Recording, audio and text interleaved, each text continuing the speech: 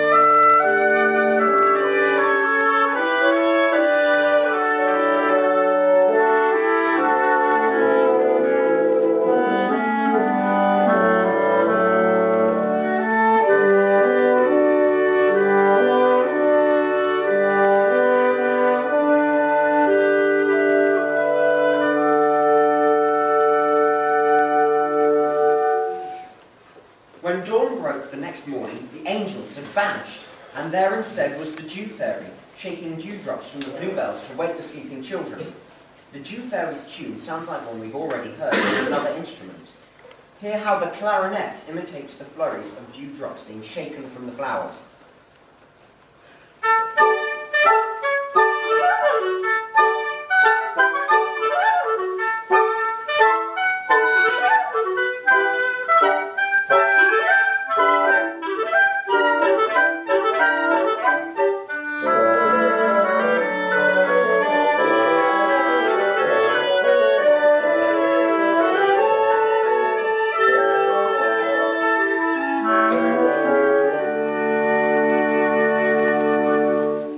Did you recognise it? It's similar to the Sandman song.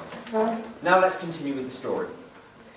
"I feel so good. I have never slept so well in my life," said Hansel, stretching out his arms as he woke. "And I had such a dream," replied Gretel. But before she could go on, she gave a sudden start. "Hansel, look!" They both stared in astonishment, for there stood a cottage made of chocolate cream, with a candy roof and windows glistening with white sugar. There were raisins on the gables, and all around it a gingerbread hedge. They gazed at it spellbound. "I'm sure that wasn't there last night," exclaimed Gretel. "It smells so delicious. How nice it would be to eat."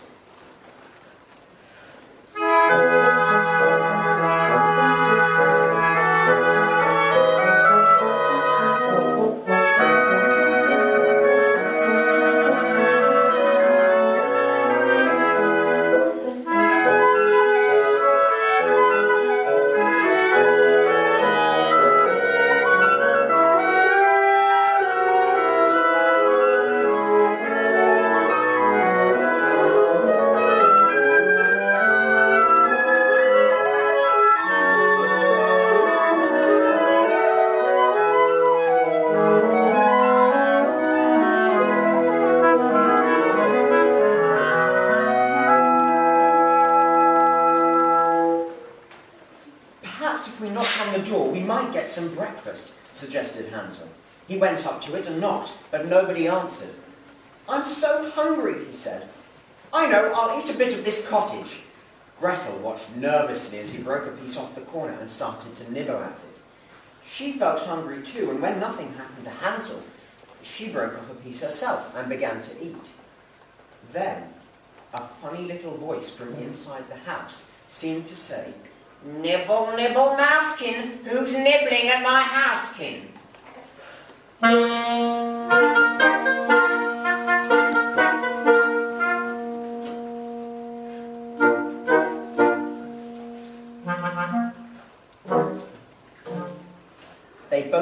jumped and dropped their cake. What was that sound? They waited for a minute or two, but on hearing nothing more, they carried on eating.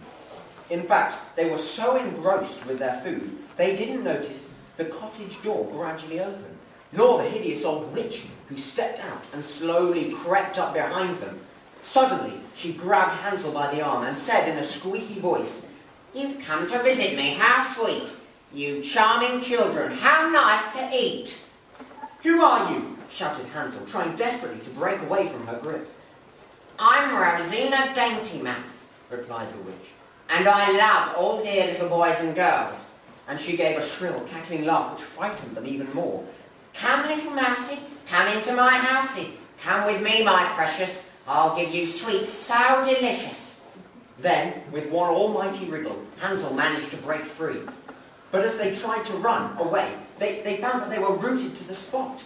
"Wait!" hissed the old witch. She was waving a sprig of juniper at them, and in a low, now hoarse and deep voice, she rasped her wicked spell. "Hocus pocus, witch's charm, you are captured with my arm. Back or forward, do not try, you are in the evil eye." And as she waved the sprig in its peculiar pattern, the end of it started to glow with a soft light. Hansel and Gretel watched helplessly. "Children, watch the magic head, eyes are staring dull as lead. Hocus pocus, bonus jocus, malus locus, hocus pocus." In the music that follows, the oboe plays the part of the witch as the spell is cast.